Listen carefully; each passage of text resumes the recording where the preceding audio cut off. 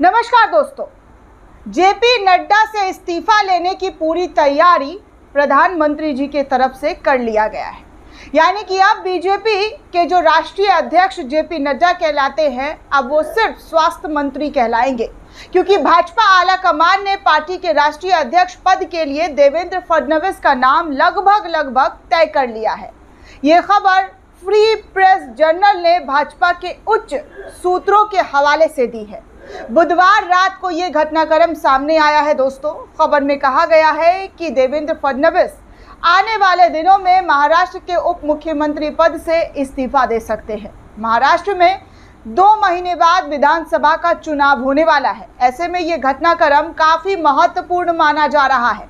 एक तरफ महाराष्ट्र में सियासत इस कदर उछाल मार रही है कि आप सभी को पता है, सीट बंटवारे के लिए लगातार भाजपा के अंदर सिरफुटौल हो रहा है। दूसरी तरफ दिल्ली में नीति आयोग की बैठक में पीएम मोदी ने अलग से भाजपा शासित राज्यों के मुख्यमंत्रियों की बैठक कर डाली। इस बैठक के बाद मोदी ने अलग से बंद कमरे में देवेंद्र फडणवीस के साथ बैठक की थी। समझा जाता है कि दोनों की बातचीत भाजपा के राष्ट्रीय अध्यक्ष पद को लेकर थी, जो अभी जेपी नड्डा के पास है। जेपी नड्डा भारतीय जनता पार्टी के राष्ट्रीय अध्यक्ष हैं, लेकिन अब ये कुर्सी, ये पद उनके पास नहीं रहने वाला है। मोदी फडणवीस मुलाकात के बाद फडणवीस परिवार ने प्रधानमंत्री के साथ फोटो सेशन भी करवाया। बीजेपी के सूत्रों ने बताया है कि अगले कुछ दिनों में पार्टी के भीतर भी इस चीज़ों पर चर्चा होगी और उसके बाद फैसले की घोषणा जल्द की जा सकती है। मौजूदा भाजपा अध्यक्ष जेपी नड्डा का कार्यकाल काफ़ी पहले खत्म हो चुका है और उनका उत्तराधिकारी कौन होगा, इसे लेकर काफ़ी अटकलें चल रही थी, लेकिन अब इन अटकलों पर जो है विराम लगता हुआ नजर आ रहा है, क्योंकि जेपी नड्डा का कार्यकाल खत्म होने के बाद ही उन्हें केंद्रीय मंत्री बना दिया गया है।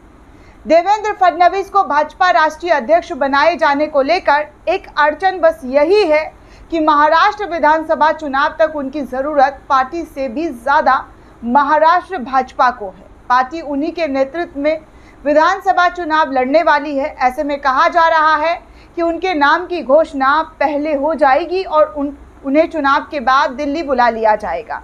तो इस तरीके से जो है ये तमाम स्ट्रेटजी बीजेपी के अंदर बनती हुई नजर आ रही है। लेकिन दूसरी तरफ भाजपा में बुधवार को जो घटनाक्रम हुआ, उससे लगता है कि मोदी शाह भाजपा अध्यक्ष पद पर फडणवीस की नियुक्ति जल्द से जल्द चाहते हैं। फौरन तत्काल रूप से देवेंद्र फडणवीस को बीजेपी का अध्यक्ष बनाने की कोशिश कर रहे हैं। इसलिए देवेंद्र फडणवीस महाराष्ट्र चुनाव से पहले ही दिल्ली आ सकते हैं। उनके उत्तराधिकारी के रूप में विनोद तावड़े का नाम सामने आया है, जो अभी पार्टी में राष्ट्रीय महासचिव के तौर पर है। तावड़े को आरएसएस की ओर से भाजपा में भेजा गया है। फडणवीस के दिल्ली आने पर तावड़े महाराष्ट्र जा सकते हैं। भाजपा के लिए यूपी और महाराष्ट्र के घटनाक्रम बहुत महत्वपूर्ण हो गए हैं।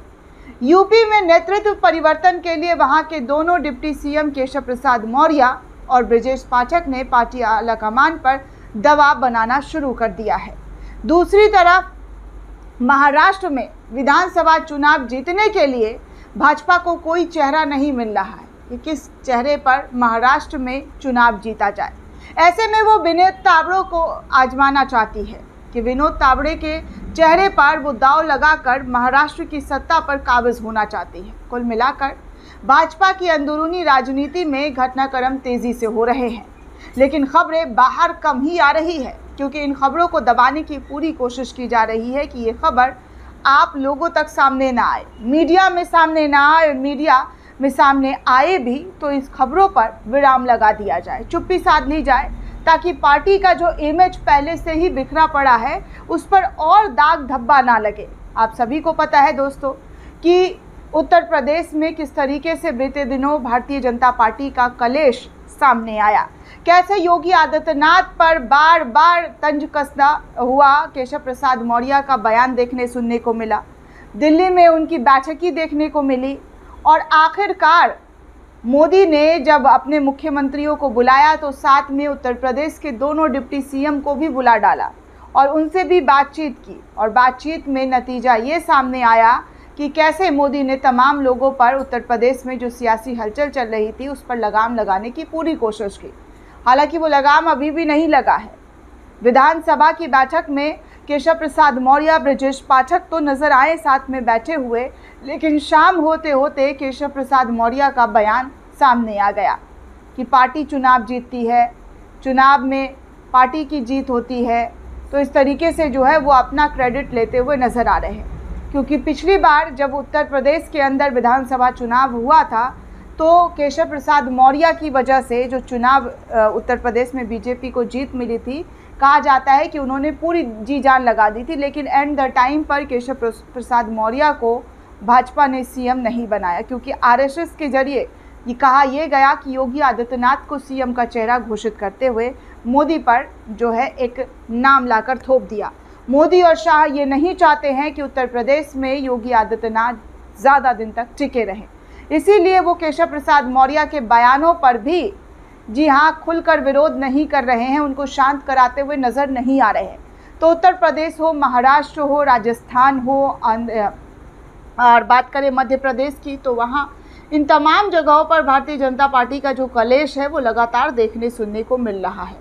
और अब महाराष्ट्र में तो सीधे तौर पर देवेंद्र फडणवीस से बार बार मोदी जी की मुलाकात और फिर तस्वीरों का साझा करना, कहा यह जा रहा है कि जेपी नड्डा का बीजेपी में और राष्ट्रीय अध्यक्ष के तौर पर बने रहना बस कुछ ही दिनों की तैयारी है। उसके बाद उनका इस्तीफा खुद प्रधानमंत्री नरेंद्र मोदी के जरिए ले लिया जाएगा। दोस्तों, इस पूरे रिपोर्ट को लेकर आप क्या सोचते हैं, आपकी क्या प्रतिक्रिया है, हमें कमेंट करके ज़रूर बताइएगा। साथ ही साथ चैनल को ज़्यादा से ज़्यादा लाइक, शेयर और सब्सक्राइब करना बिल्कुल भी ना भूलें।